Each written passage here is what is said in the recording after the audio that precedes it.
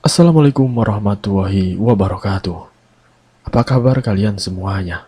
Selamat malam. Pada kesempatan kali ini, saya akan membawakan kisah misteri yang berjudul Pesugihan Dua Penari. Namun sebelum kita masuk ke dalam ceritanya, nama dan tempatnya disamarkan semua ya, untuk menjaga privasi pihak yang terlibat di dalamnya.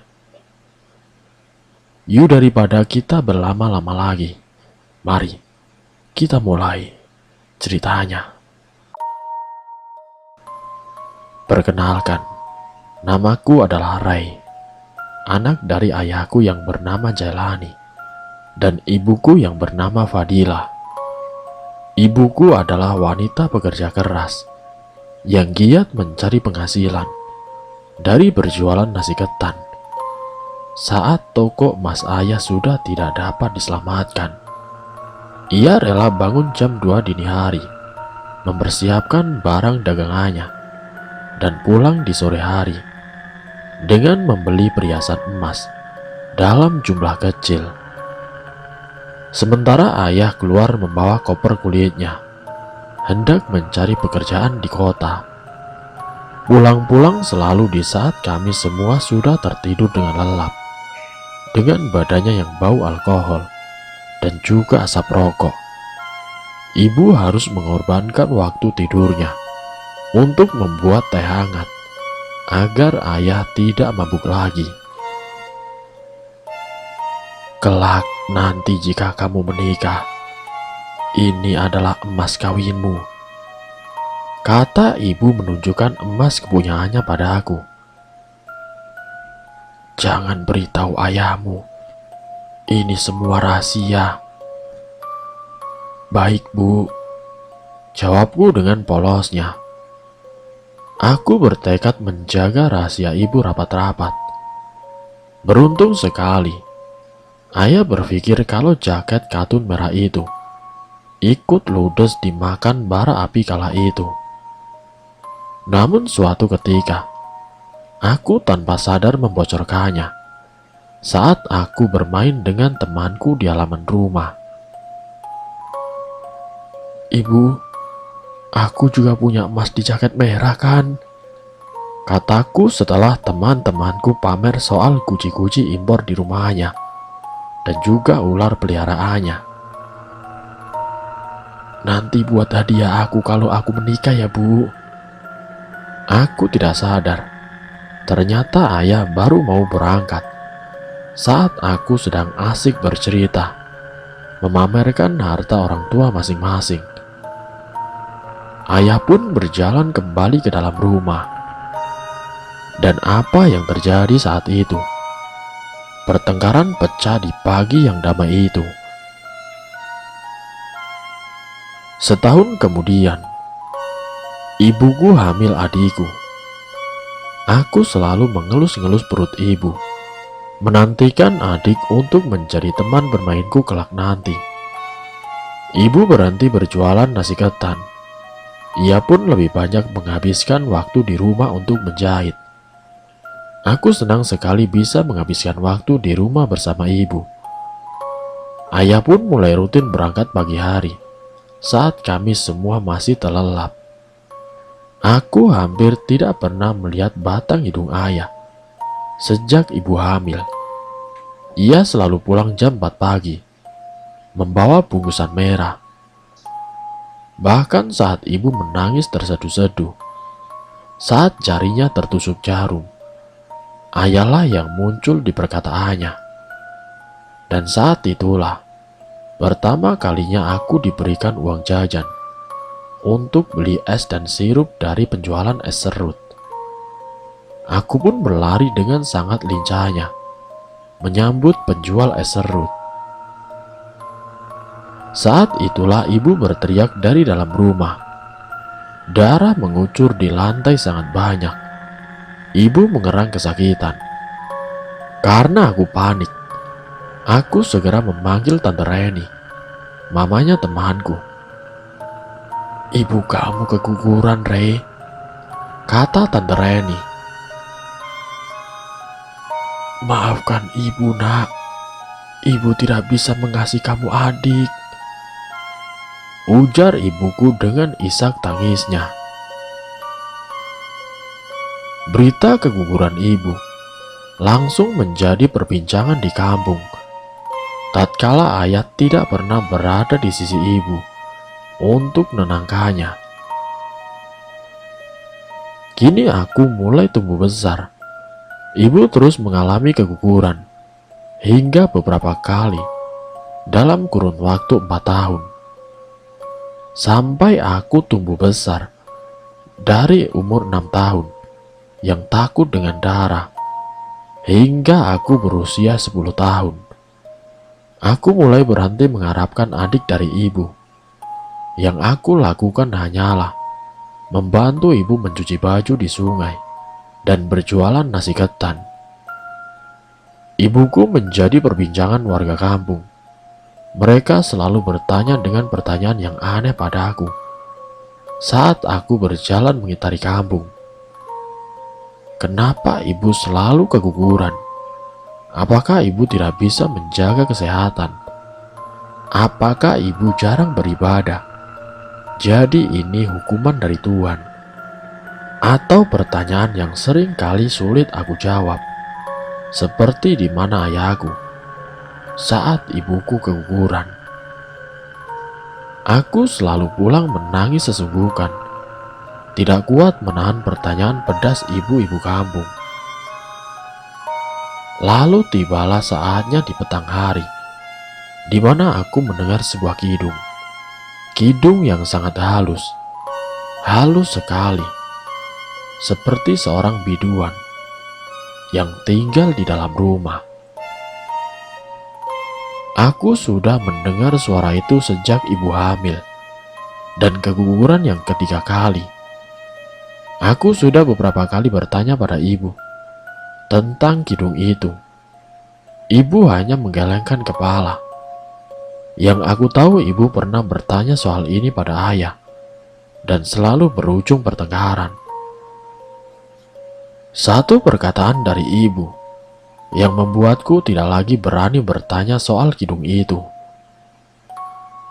Kamu membuat perjanjian dengan setan. Mendengar amarah ibu pada ayah, aku memutuskan mencari tahu sendiri dari mana suara kidung wanita itu. Di hari itu juga, aku mencongkel lubang kunci dengan jarum pentul milik ibu yang aku bengkokkan. Saat aku membuka pintu, aku melihat kain merah menutupi seluruh dinding. Terdapat wangi bunga melati yang hampir layu dan juga bekas dupa. Terdapat 3 buah piring.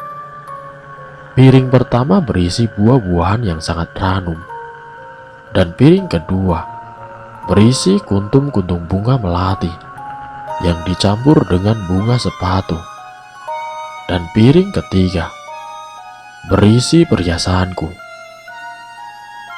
Kok ada emas ibu di sini? Kamu dapat dari mana? Dari ruangan itu, Bu. Jawabku menunjuk ke ruangan itu. Ibu menganga, lalu berjalan ke ruangan itu. Lalu ibu pun menangis. Ibu menghancurkan tempat itu dan merobek-robek kain merah yang ada di dinding ruangan itu. Kamu berusaha menjual istrimu. Berani-beraninya kamu, kata ibuku. Arwah, tunjukkan padaku wujudmu. Pada siapa suamiku membuat perjanjian? Mendadak jendela terbuka dan terbanting. Anjing-anjing di seluruh kampung ribut bergonggong.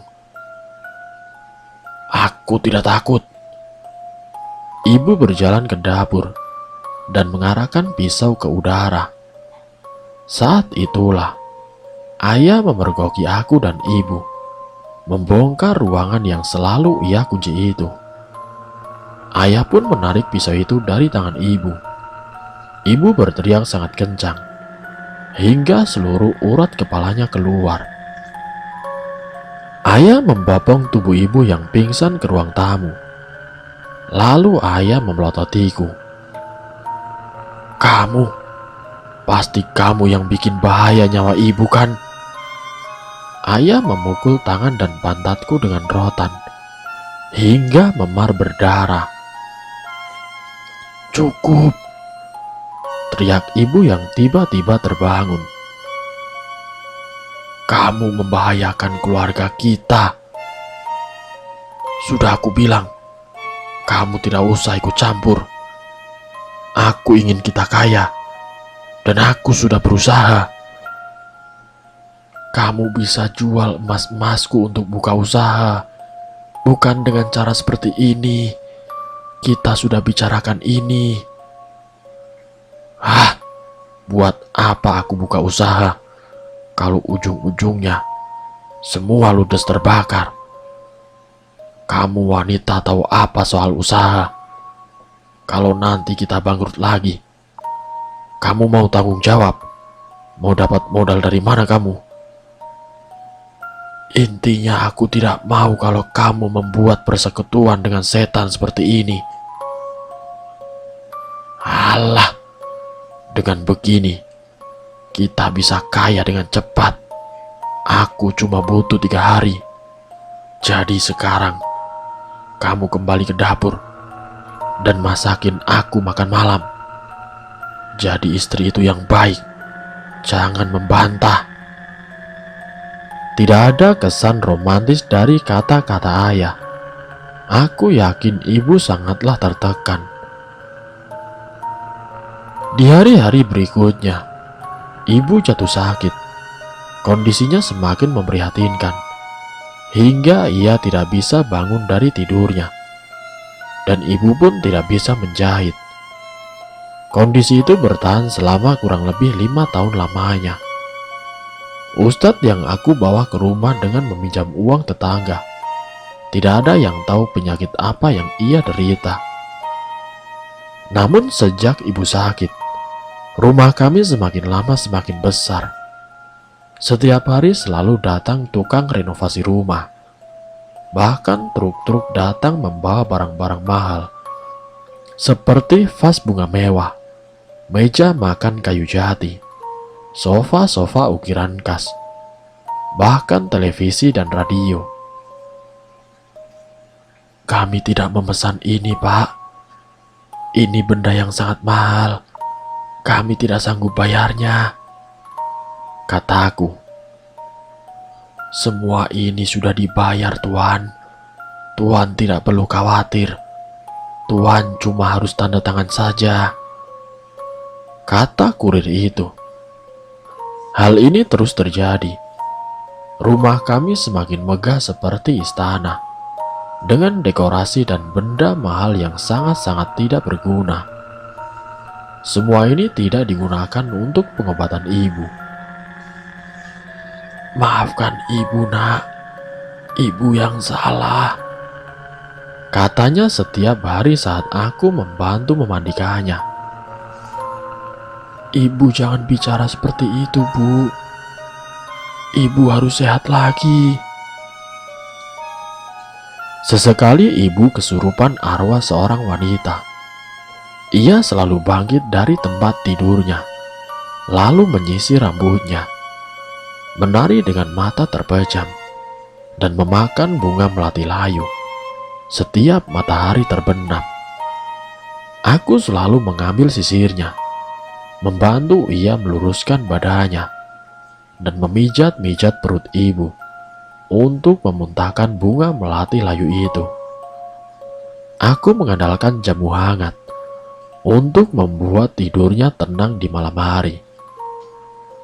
Saat aku lengah, ibu pernah sampai berjalan sendiri ke dapur dan hampir menyayat lehernya. Aku berusaha keras menjauhkan tangannya dari lehernya sendiri, hingga aku menangis tidak tahan dan memarahi arwah itu. Aku membawa ibu ke salah satu masjid untuk meminta bantuan. Kakinya selalu menolak berpijak di lantai masjid. Ia selalu meringis. "Panas, Nak. panas. Ibu tidak mau masuk. Kita pulang saja. Seorang ustadz pun membantu ibu untuk masuk ke masjid dengan menjamah telapak kakinya. Ibu selalu muntah setiap masuk ke dalam masjid. Muntahnya seperti darah pekat berwarna hitam, sampai menjadi tontonan jamaah masjid.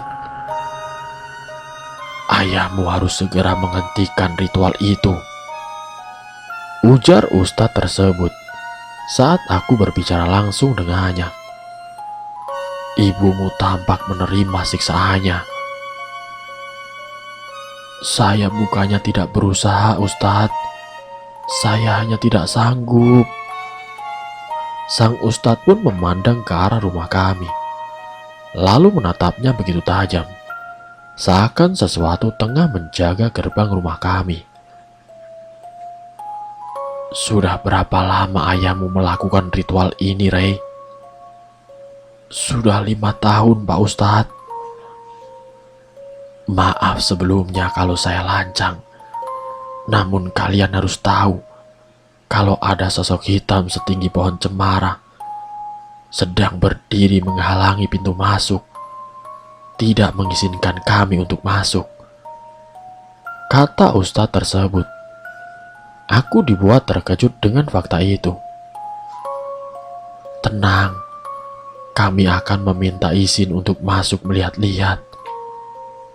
Ustadz itu memejamkan matanya sambil berdoa, lalu mulai berjalan masuk.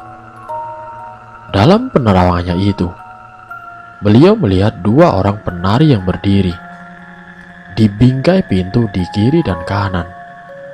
Wajah mereka begitu sangat cantik. Pakaian mereka sangat mewah. Kami tidak diperbolehkan masuk oleh mereka berdua, atau kita semua akan mati. Sungguh, tidak ada yang bisa Ustadz lakukan. Aku mohon Pak Ustadz, aku ingin ibu sembuh. Untuk pemulihan, ibumu harus pindah ke rumah orang tuanya, atau kau bisa meminta ayahmu untuk membersihkan rumah itu. Rumah ibu sudah runtuh, Ustadz. Nenek dan kakek sudah meninggal juga. Ibu tidak memiliki siapapun selain ayah dan aku. Tunjukkan pada kami jalan keluarnya, Ustadz. 2 penari itu sudah menjadi pemilik tempat itu, dan mereka sedang mengadakan pesta di sini. Kami tidak bisa mengusirnya begitu saja. Paling tidak, kami harus menunggu pesta ini berakhir untuk bisa berbicara dengan mereka berdua. Setelah mengatakan itu, tiba-tiba tubuh ibuku bergejolak dan lalu kesurupan. Ustadz muda nan tampan, kau hanya ingin berbicara kan? Aku bisa meluangkan waktuku, kata ibu dengan suara yang sangat lembut. Siapa namamu? Tanya ustadz itu. Aku penari paling cantik di bangsal Ruminggang. Aku tinggal di sini bersama kakakku. Kau sangat tampan. Bolehkah aku memilikimu? Kata ibu masih menari dalam posisi duduk. Bolehkah aku bicara dengan kakakmu sekarang? Kamu belum menjawab pertanyaanku, Ustadz muda. Ibu mulai berhenti menari dan diganti dengan posisi duduk yang sangat anggun, seperti seorang ratu. Kau mengganggu pestaku. Jika kau ingin mengusirku dari wilayah kekuasaanku, kau bisa membawakanku sesuatu. Apa yang kau inginkan? Ibu pun menunjuk kepada aku. Aku panik luar biasa. Kau hanya perlu melakukannya untuk mengusirku dari rumah ini. Ibu memberikan sang ustadz sebuah keris yang dibungkus kain merah, yang bahkan tidak pernah aku ketahui kalau keris itu ada di rumah ini, tepat di jantung. Ibu, sadar ibu. Kenapa ibu mau membunuhku, Bu? Aku salah apa, Bu? Aku berteriak memohon. Re, sadar Re, ini bukan ibumu, seru sang ustadz. Keluar dari tubuh ini sekarang juga. Maafkan aku, Re. Kami tidak tahu kalau ayahmu membawa seorang ratu ke dalam rumah. Kami butuh berdiskusi untuk melakukan pembersihan ini. Butuh waktu sekitar 6 bulan hingga 1 tahun. Ini pembersihan yang sangat berisiko. Kau bisa berada dalam bahaya. Tiba-tiba dari arah belakang. Ada apa ini? Tanya ayahku. Kalian berani-beraninya ikut campur dengan urusan keluarga kami. Pergi! Teriak ayahku. Ayah, sadar ayah. Ayah tahu siapa yang ayah undang ke rumah kita. Ayah belum dengar semuanya. Ayah pun menamparku sangat keras. Tahu apa kamu anak kecil? Hah?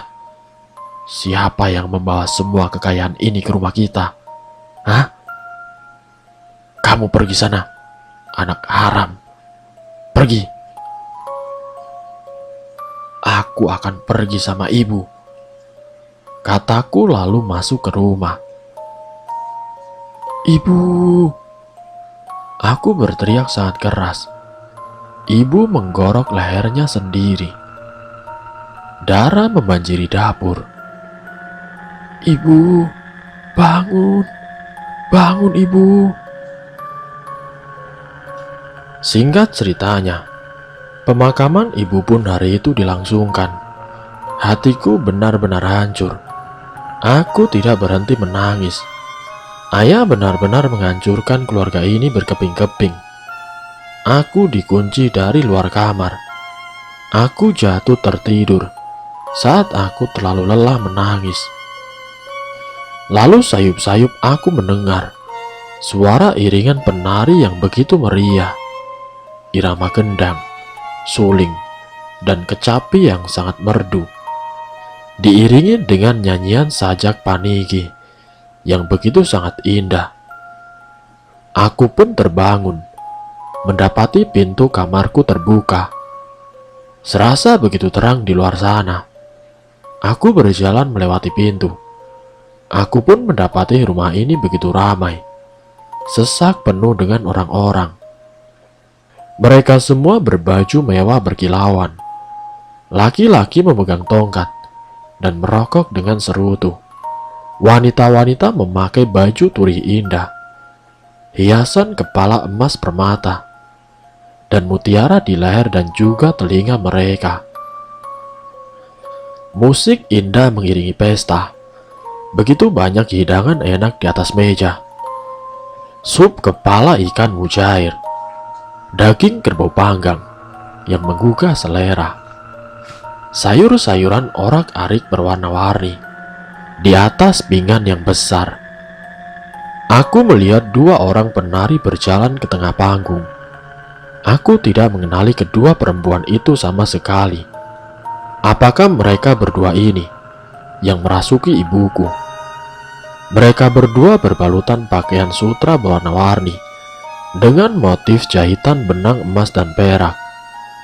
Batu berlian menghiasi jari-jari mereka dan juga kepala mereka. Mereka mulai menari dengan gemulai, diiringi dengan musik. Mereka berdua menatapku. Mata mereka berdua tertuju padaku, seakan sedang memanggilku. Aku pun mencuri pandang ke tubuh mereka. Mataku tertuju pada salah satu penari. Aku melihat sebuah sabuk keris dan gagang keris yang muncul di punggung penari itu. Aku memberanikan diri mendekati penari itu. dan lalu mencuri keris itu. Seketika keramaian itu berhenti, menatapku dengan tajam. "Aku tidak akan mengizinkanmu mengambil nyawaku," kataku mencondongkan keris itu di hadapan penari yang aku yakini adalah ratu dari keramaian ini. "Berani sekali kamu," teriak ratu itu, lalu menggenggam ujung keris itu. "Bagaimana bisa kamu mengambil kerisku begitu saja? Kembalikan!" teriaknya. Tangannya begitu kuat, seperti kekuatan kuda perkasa. "Aku bukan orang mati. Aku lebih kuat darimu," ujarku berteriak. Keris itu pun lepas dari tangan sang ratu. Aku pun mengayunkan keris itu kepada keramaian arwah itu, yang kini menampakkan wujud asli mereka saat mereka mati. Ada yang rahangnya terbelah, wajahnya hancur sebelah, dan juga tidak berkepala. "Dewa melindungiku. Kalian semua tidak ada tandingannya denganku. Pergi dariku." Arwah-arwah itu berjalan mundur. Aku membawa kabur keris itu dan masuk kembali ke kamarku. Aku berlari begitu jauh. Aku tidak mengira bahwa kamarku sangat jauh, seperti berlari dari ujung kota satu ke ujung kota lain. Aku mendengarkan arwah-arwah itu tertawa, menangis, berkidung dan marah. Aku menggenggam keris itu hingga aku tidak sadar tanganku mulai berdarah. Tiba-tiba muncul ibuku ikut berlari. "Ayo nak, kita lari," teriak ibuku. "Ibu," seruku masih menggenggam keris itu.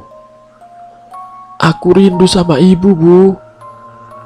Aku mulai berlari sambil menangis. "Bukan sekarang nak, ayo cepat kita lari," teriak ibu lalu menggenggam tanganku. Aku merasakan genggaman tangan ibu sembari menahan tangisku. Aku tiba di pintu kamarku. "Masuk nak, cepat." Aku melihat ibuku membentangkan tangannya, menahan arwah-arwah yang mengejarku, sambil menangis seakan mengisyaratkan tidak boleh ada yang melukai anakku.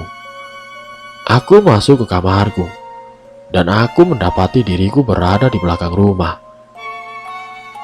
"Ya ampun, Re, kamu gak apa-apa nak?" tanya Tante Reni. Aku kebingungan. Kenapa aku bisa berada di sumur belakang rumah? "Tante, ada apa ini tante? Kenapa rame begini?" tanyaku keheranan. Semua orang nampak sesak memenuhi rumahku. Aku mengenali mereka semua, tetangga-tetangga kampungku. "Kamu sudah menghilang selama 3 hari nak. Kamu kemana saja?" tanya Tante Reni yang menangis. Aku pun tidak tahu harus menjawab apa. Aku masih berusaha mencerna semuanya. Dari keramaian itu, muncullah ayahku. "Dari mana kamu mendapatkan itu?" tanya ayahku. Aku pun kebingungan. Aku tidak sadar bahwa aku tengah menggenggam keris sang penari. Ayah pun menarik keris itu. Lalu ayah pun lari dariku. "Kamu dapat keris itu dari mana nak? Ayah kamu nyimpen begituan. Kok bisa? Ayah, ayah, ayah!" Aku berteriak, lalu berusaha untuk bangun. Namun rasanya tubuhku tidak bisa bergerak. Jantungku berdegup sangat kencang. "Ya sudah, jangan dikejar dulu nak. Kamu pasti kelelahan. Ayo kita istirahat di rumah tante," ajak Tante Reni. Semua warga pun memberikan jalan untukku dan juga Tante Reni. Aku diberikan selimut hangat. Aku tertidur sangat pulas. Tidak ada mimpi yang aneh sedikit pun di rumah Tante Reni. Aku mencium aroma bubur kacang hijau yang sangat wangi bercampur pandan. "Kamu sudah bangun, Nak? Gimana? Sudah baik kan?" "Tante, aku pengen ketemu ibu. Aku benar-benar berharap bisa bertemu dengan ibu di mimpi, tapi ternyata tidak bisa." Ya, itulah kata-kata yang muncul dari mulutku saat aku pertama kali bangun. Aku sungguh-sungguh ingin bertemu dengan ibu di mimpi. "Kalau kamu mau bertemu dengan ibu, nanti kita ke sana bareng ya. Tapi ini bubur buatan tante dihabiskan dulu, supaya kamu ada tenaganya. Pelan-pelan saja makannya," kata Tante Reni. Setelah selesai makan, aku dan Tante Reni segera ke pemakaman. "Ibu, aku tahu itu ibu semalam. Terima kasih sudah melindungiku, Bu. Aku pengen sekali bisa ngobrol sama ibu lagi. Jangan tinggalin aku, Bu," ucapku berdoa di papan arwah bertuliskan nama ibu. Keesokan harinya, sang ustadz menemaniku untuk sekedar berbela sungkawa. Aku menceritakan semuanya dari awal sampai akhir dengan cucuran air mata yang tidak henti. Aku benar-benar mengutarakan niatku untuk meninggalkan rumah. Namun baru 1 minggu aku pergi dari rumah, ayahku hidup dengan kondisi yang semakin parah. Raganya ingin memberontak, namun hanya busa-busa yang keluar dari mulutnya, disertai air mata yang keluar. Aku tidak putus-putusnya membaca ayat suci Al-Quran dan menggenggam tangannya. Hingga tibalah saatnya ayahku menyudahi penderitaannya. Ia mengembuskan nafas terakhirnya tepat di hari kelahirannya, tanggal 8 bulan ke-8. Tepat sebelum ia meninggal, ia sempat menyebut nama kedua jin wanita itu sambil menatap ke pintu kamar tidurnya, Ayuni dan juga Doro Ratu, dua penari yang diundangkannya. Dan selesai. Itulah kisah keluargaku. Semoga dari kisah ini kita dapat mengambil hikmah dan juga pelajarannya. Ambil sisi positifnya dan buang jauh-jauh sisi negatifnya. Terima kasih untuk kalian yang sudah mampir di channel kami. Jika kalian tertarik dengan video kami, silakan tekan tombol like, share, dan komen. Tekan subscribe untuk mengikuti video-video kami yang selanjutnya. Wassalamualaikum warahmatullahi wabarakatuh.